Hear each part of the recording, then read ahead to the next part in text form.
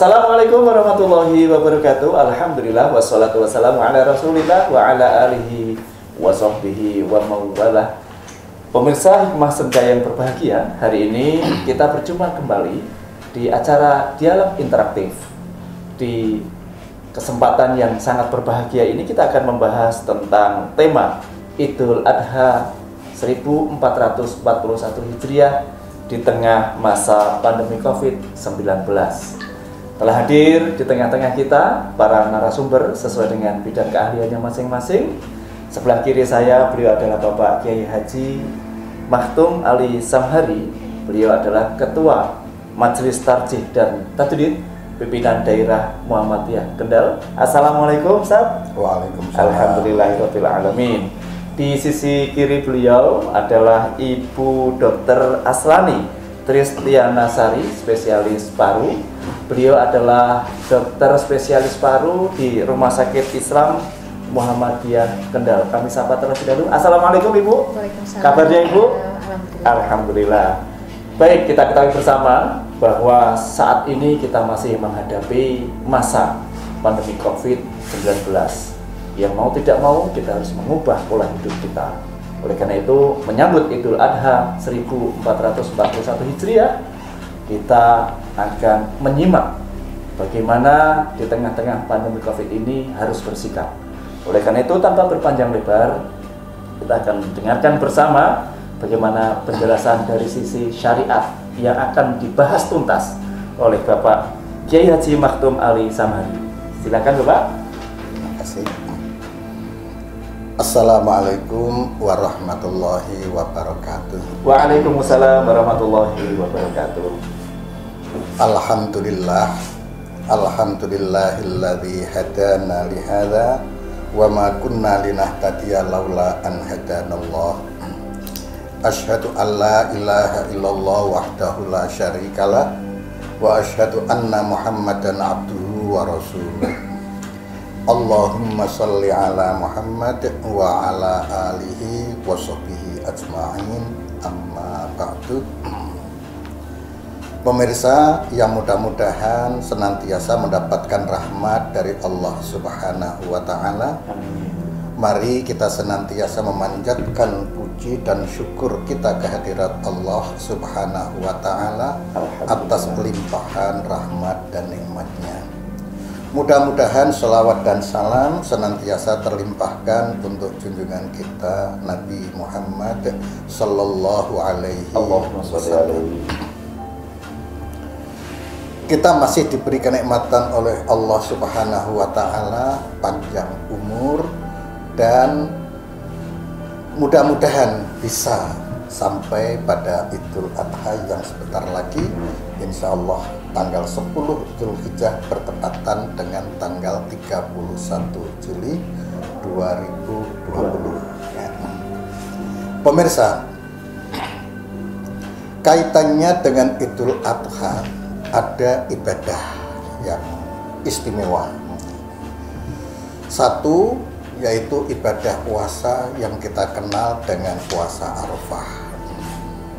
Yang kedua, yaitu sholat Idul Adha, dan yang ketiga penyembelihan hewan kurban. Kita senantiasa berdoa mudah-mudahan ketiga ibadah itu bisa kita lakukan walau kita berada di tengah-tengah pandemi COVID-19. Mudah-mudahan Allah senantiasa memberikan petunjuk, hidayah dan taufiknya pada kita semuanya. Amin ya rabbal alamin.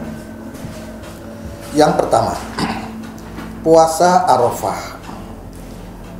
Nanti kita lakukan pada hari Kamis tanggal 9 Zulhijjah bertepatan dengan tanggal 30 Juli 2020. Tentang puasa Arafah sepertinya tidak ada kaitannya sama sekali dengan COVID-19. Tidak ketemu. Soalnya puasa dan tidak puasa nggak ada yang tahu. Jadi kaitannya dengan puasa nggak ada kaitannya dengan COVID. Ya, jadi kita bisa bebas melaksanakan puasa. Yang kedua yaitu sholat Idul Adha yang nanti pelaksanaannya pada tanggal 10 Zulhijjah 1441 bertepatan dengan tanggal 31 Juli 2020, kebetulan harinya hari Jumat pagi hari. Dan ini mungkin yang agak berbenturan dengan COVID-19. Dalam hal ini merujuk kepada edaran dari pimpinan pusat Muhammadiyah nomor 6 tahun 2020 untuk wilayah yang dinyatakan zona merah, ya, dipersilahkan untuk sholat id di rumahnya masing-masing. Tetapi untuk suatu daerah yang berwenang dinyatakan aman atau zona hijau, maka diperbolehkan untuk melaksanakan sholat id, tapi satu dalam skala kecil, tidak mengadakan pengerumunan yang besar, walaupun sebetulnya sholat id baik Idul Fitri maupun Idul Adha itu adalah pengerahan massa. Di zaman Rasulullah Shallallahu Alaihi Wasallam sampai wanita yang sedang berhalangan saja hadir, diperintahkan untuk hadir. Maka ini pengerahan massa di tempat yang luas, maka tempatnya di saat itu tempat yang terbuka yang kita laksanakan di lapangan. Namun terkait dengan COVID-19 ini, dari PP menganjurkan supaya kalau memang mengadakan dan daerah itu dinyatakan daerah aman, supaya diadakan dalam skala kecil, dipisah-pisah atau dipecah-pecah pada beberapa tempat. Ini nasihat atau arahan dari pimpinan pusat Muhammadiyah seperti itu. Kemudian yang ketiga ialah penyembelihan hewan kurban. Sebetulnya ini pun nggak ada kaitannya dengan COVID-19, kecuali kalau di situ terjadi pengerumunan massa. Maka apabila penyembelihan hewan itu berupa kambing hanya satu, mungkin selesai di rumah masing-masing. Tapi sekarang minatnya banyak yang sapi, dan terkumpul di masjid. Kadang-kadang di masjid itu menyembelih hewan tidak satu, bahkan bisa mencapai 10, bahkan ada yang 20 ekor dalam satu masjid, yang tentunya ini akan terjadi pengerumunan massa. Maka ini diharapkan supaya dipecah juga, atau diadakan kalau memungkinkan di RPH, rumah pemotongan hewan, kalau memang memungkinkan. Atau dicari tempat yang tertutup sehingga mengurangi pengerumunan massa, jadi hanya orang yang bertugas saja yang ada di situ. Karena apa? Dikhawatirkan untuk supaya tidak menularkan virus corona, yang diharapkan ke situ. Malah ada himbauan dari pimpinan pusat Muhammadiyah, seandainya ada yang ikhlas yang seharusnya digunakan untuk berkorban, digunakan untuk santunan dalam rangka diberikan kepada mereka yang terdampak dari virus corona ini. Ya, ada. Ini berdasarkan hadis-hadis yang diriwayatkan oleh Muslim, yaitu barang siapa yang senantiasa menolong saudaranya akan mendapatkan pertolongan dari Allah Subhanahu wa Ta'ala, yang secara teksnya wallahu fi aunil abdi maka nal abdu fi auni akhihi. Seorang hamba akan mendapatkan pertolongan dari Allah selama hamba itu setia menolong saudaranya. Baik, Ustaz, ini menarik ini. Sebelum dilanjutkan ini kita dialog interaktif, dokter ya. Jadi dialog interaktif ini tadi sudah ditinjau dari sudut pandang syariat. Sebenarnya meskipun sholat Id itu harus berbanyak orang, ternyata dari sudut pandang syariat perlu dan diperbolehkan untuk dipecah-pecah. Sebelum saya berpindah ke Ibu Dokter, bolehkah ada satu pertanyaan, Boleh, Ustaz? boleh. Tadi yang menarik adalah ada 3 hal yang perlu diperhatikan dalam Idul Adha 1441 Hijriah ini, yaitu puasa Arafah, sholat Idul Adha, dan penyembelihan hewan kurban. Saya yang paling menarik ini penyembelihan hewan kurban ini. Nah, jadi memang sekarang fenomena yang terjadi itu orang lebih suka di sapi karena dagingnya lebih banyak. Tetapi bolehkah sedikit saya tahu nih mewakili suara masyarakat, bagaimana kriteria hewan kurban? Oke, nanti sebelum berpindah ke Ibu Dokter dari sudut pandang kesehatan ini, silakan Ustaz. Ya, ada beberapa hadis yang merujuk kriteria hewan kurban yang layak untuk dijadikan hewan kurban. Satu, dipandang dari segi kesehatan hewan ya, bukan kesehatan manusianya ya. Hewan kurbannya. Kesehatan hewan kurbannya.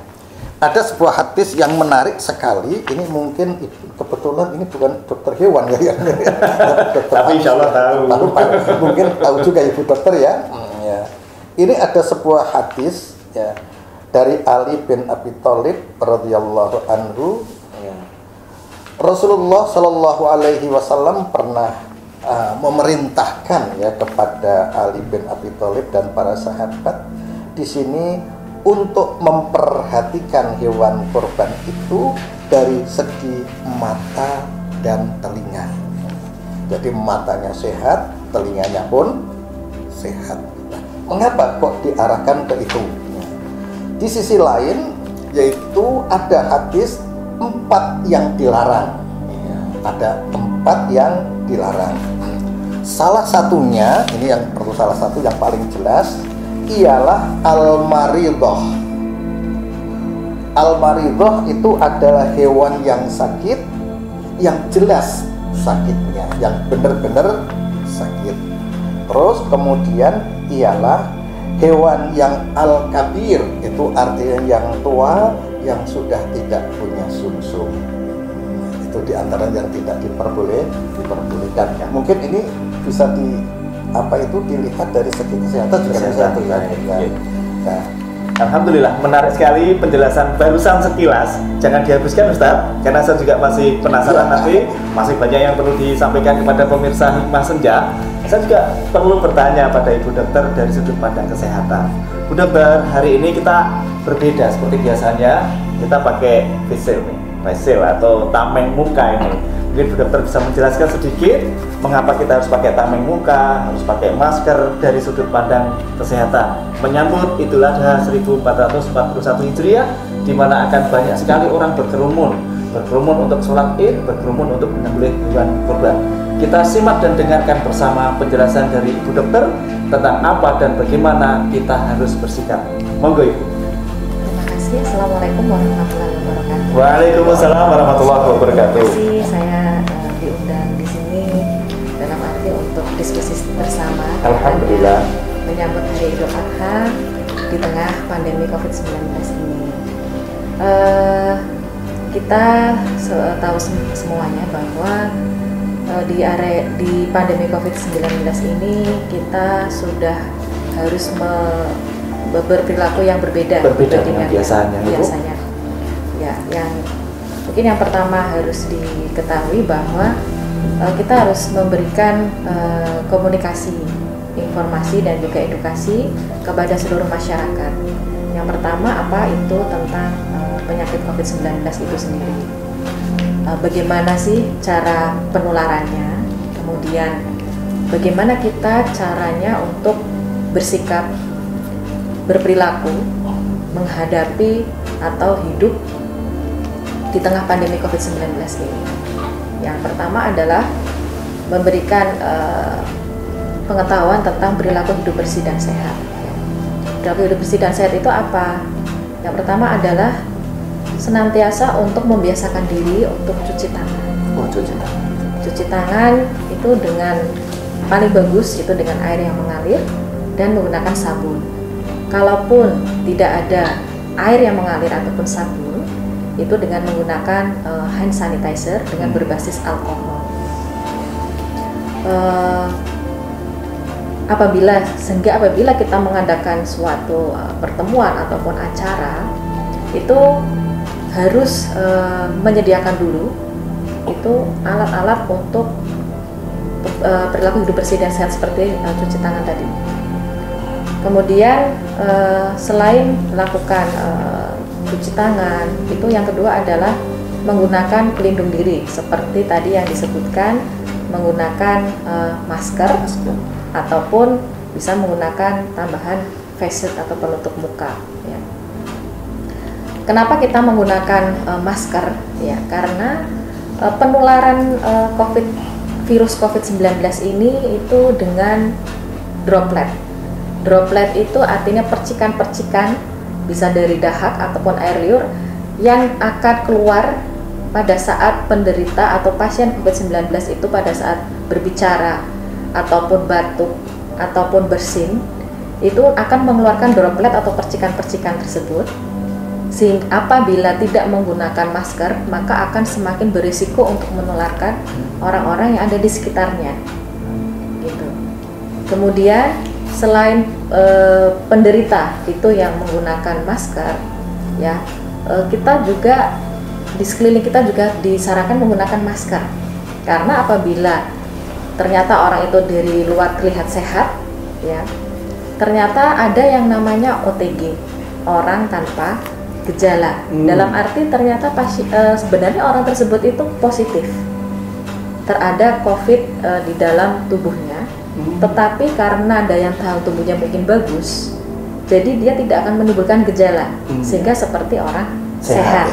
OTG. Itu namanya orang tanpa gejala. Sehingga apabila terlihat sehat tetapi tidak memakai masker, tetap saja bisa menularkan lewat tadi percikan-percikan pada saat dia berbicara. Mungkin bersin. Kalau tidak memakai masker, otomatis dia akan menularkan juga pada orang-orang yang ada di sekitarnya. Oleh karena itu, kenapa kita semua tetap menggunakan masker, baik itu yang sakit ataupun yang sehat, karena kita tidak tahu orang yang sehat itu apakah dia sebenarnya ada virus COVID-19-nya juga, karena tidak ada gejalanya, seperti itu. Kemudian untuk yang face shield itu mungkin untuk membantu, ya, karena penularan COVID-19 itu melalui mulut, kemudian bisa melalui hidung atau bisa melalui mata. Ya, jadi apabila kenapa kita selalu disarankan untuk mencuci tangan setiap saat? Karena apabila kita tidak mencuci tangan, kita lupa kita memegang apa, habis memegang apa, kemudian kita menyentuh area wajah kita dengan menggunakan tangan kita yang mungkin kita tidak tahu habis menyentuh dari mana. Karena virus-virus COVID itu akan menempel di barang-barang yang tidak kita lihat, karena virus itu tidak terlihat. Sangat kecil ya, sangat kecil, tidak terlihat dengan kasat mata biasa. Sehingga apabila kita tidak cuci tangan, kita memegang area muka, entah mungkin mulut, entah untuk menggosok hidung ataupun mengocek mata, itu virus akan dengan sekali mudah untuk berpindah. Dan kalau daya tahan tubuhnya kita nggak bagus, maka virus itu akan berkembang di dalam tubuh kita, akan menjadi sakit. Menarik sekali Ibu. Ibu, satu hal nih yang saya punya masih rasa penasaran, mungkin juga masyarakat. Sebenarnya virus ini yang diserang itu tenggorokan atau paru-paru? Ibu sebagai spesialis penyakit paru ini bisa menceritakan sedikit. Monggo Ibu. Jadi masuknya virus ya bisa melewati hidung, bisa melewati mulut ataupun dari mata. Dan virus itu dia bisa masuk mulai dari, kalau melewati hidung ataupun mulut, otomatis dia akan masuk lewat saluran pernafasan atas dulu. Pernafasan atas, kalau dia gejalanya mungkin ringan, dalam arti virus itu tidak terlalu menginfeksi yang berat di dalam tubuh, berarti dia mungkin hanya menyerang bagian atas saja. Saluran nafas bagian atas itu mulai dari laring ke atas atau pita suara ke atas.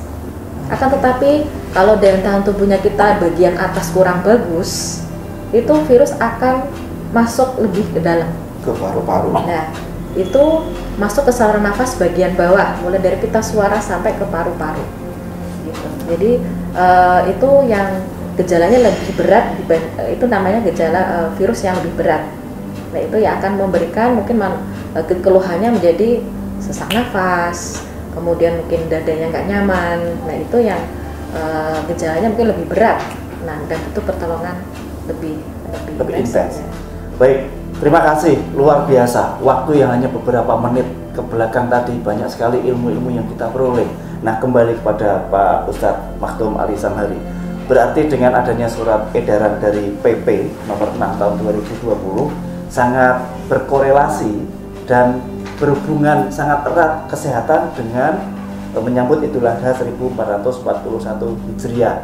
Kalau boleh ditambahkan dari Ustadz Makhtum, tadi di pelaksanaan sholat Idul Adha yang di rumah sendiri-sendiri, itu nanti pelaksananya gimana, Ustaz? Ya, tetap harus ada khutbah begitu? Ya. Tentang pelaksanaan sholat Id yang dilakukan di rumah, ada satu hadis yaitu yang meriwayatkan bahwa Anas bin Malik di saat ketinggalan sholat Id bersama imam di lapangan, maka beliau mengumpulkan keluarganya sholat Id di rumah sebagaimana sholat Id di lapangan. Jadi sholatnya sama dengan yang di lapangan. Sedangkan khutbahnya ketergantungan. Kalau jamaahnya hanya keluarga saja, tentunya tidak ada khutbah. Ya. Tapi kalau mungkin di situ diikuti oleh beberapa orang, nah di situ ada khutbah. Alhamdulillah. Ya. Jadi memang kalau di PP itu sudah dianjurkan ketika mengadakan di ruang kecil tapi bersama dengan beberapa orang, yaitu tentang protokol kesehatan, ya, seperti disiapkan cuci tangan, kemudian pakai tembakan itu namanya apa itu, ya, untuk termogan, namanya termogan, ya, supaya suhu badan itu terkontrol. Kemudian juga dianjurkan masing-masing menggunakan masker dan bawa sajadah sendiri. Alhamdulillah, Bu Dokter. Sepertinya memang tidak bisa dipisahkan ini antara syariat dengan kesehatan. Ya. Tadi kata beliau harus ada termogan jika itu dilaksanakan di lapangan. Manfaatnya apa sih, Bu, di termo itu? Ya, betul. Jadi termogan itu kan fungsinya untuk mengukur suhu tubuh, ya. Jadi kalau misalnya itu merupakan seperti protokol kesehatan sih ya. Jadi pertama kali masuk ke dalam suatu acara, ke dalam suatu ruangan, ke dalam suatu gedung misalnya, itu memang protokol kesehatannya cuci tangan, kemudian setelah itu dilakukan pemeriksaan suhu tubuh. Ya. Apabila suhu tubuhnya itu demam, dalam arti demam itu suhu di atas 38. Di atas 38. Maka disarankan tidak boleh mengikuti acara tersebut atau tidak boleh memasuki ke dalam suatu acara atau ruangan tersebut. Gitu. Jadi kalau demam disarankan untuk pulang untuk memeriksakan diri ke pelayanan kesehatan terdekat. Gitu. Tapi kalau suhunya masih di bawah itu, berarti mungkin bisa diizinkan untuk masuk atau mengikuti acara di dalam. Begitu. Jadi pada prinsipnya kita lebih cenderung berhati-hati begitu Ustaz ya, Bu Dokter. Jadi kita lebih baik antisipasi dini daripada mengobati. Baik, karena waktu yang sangat terbatas, para pemirsa Hikmah Senja, semoga penjelasan dari Ustadz Makhtum Ali Samhari diperkuat, penjelasan dari Ibu Dr. Aslani, spesialis penyakit paru, menjadikan kita tidak ragu lagi untuk menyambut Idul Adha. Sebelum kita akhiri dialog ini, ada closing statement mungkin dari Pak Ustadz dan dari Ibu Dokter, bagaimana masyarakat harus bersikap dalam menyambut Idul Adha ini dan tetap harus berpedoman pada protokol kesehatan. Dari Ustadz sebagai closing statement. Ya, pemirsa yang mudah-mudahan dirahmati oleh Allah Subhanahu wa Ta'ala, mari kita senantiasa mohon perlindungan dari Allah Subhanahu wa Ta'ala sesuai dengan doa yang dituntunkan oleh Rasulullah Sallallahu Alaihi Wasallam. Allahumma inni a'udzubika minal baras wal junun wal juzam wa min sayyi'il asqam. Mudah-mudahan kita disehatkan oleh Allah Subhanahu wa Ta'ala dalam melaksanakan kegiatan-kegiatan ibadah di bulan Dzulhijjah ini, walau berada di musim pandemi COVID-19.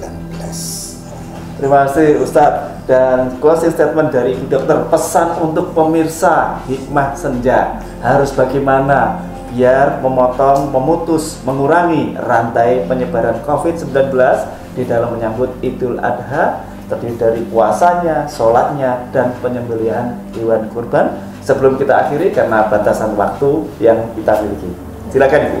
Ya, pemirsa Hikmah Senja yang saya hormati, sebagai penutup bahwa kita senantiasa jangan lupa untuk menjaga kesehatan yang pertama, kemudian yang kedua mengikuti protokol kesehatan dimanapun kita berada dalam menghadapi Idul Adha terutama yang semakin dekat ini, dan jangan lupa kita juga ikut berdoa supaya kita senantiasa selalu diberikan kesehatan dalam menghadapi kehidupan sehari-hari kita, dan kita juga berdoa semoga Allah Subhanahu wa Ta'ala melindungi kita semua dan COVID-19 ini segera berakhir. Amin. Dari itu yang dunia kita harapkan. Amin. Ya.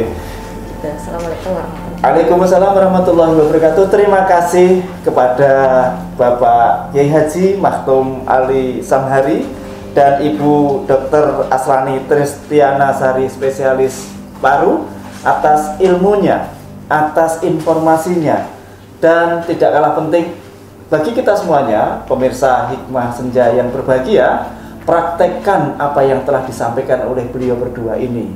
Dan saya, Bayu Adi Pamungkas, sebagai pembawa acara dan moderator, mohon maaf jika ada salah kata, salah ucap, dan salah sikap. Kita akan berjumpa kembali di lain kesempatan dengan ilmu dan hikmah yang lebih bermanfaat. Dan sebagaimana pesan dari Ibu Dokter serta doa dari Bapak Kiai Haji Maktum Ali Samhari, semoga COVID-19 segera hilang dari bumi Indonesia dan seluruh dunia dengan kita berdoa kepada Allah Subhanahu wa Ta'ala. Dan terakhir, mari kita akhiri dengan hamdalah dan kafaratul majelis. Alhamdulillahirabbil alamin, subhanakallahumma wa bihamdika asyhadu an la ilaha illa anta astaghfiruka wa atubu ilaik. Terima kasih Pak Ustadz dan Bu Dokter.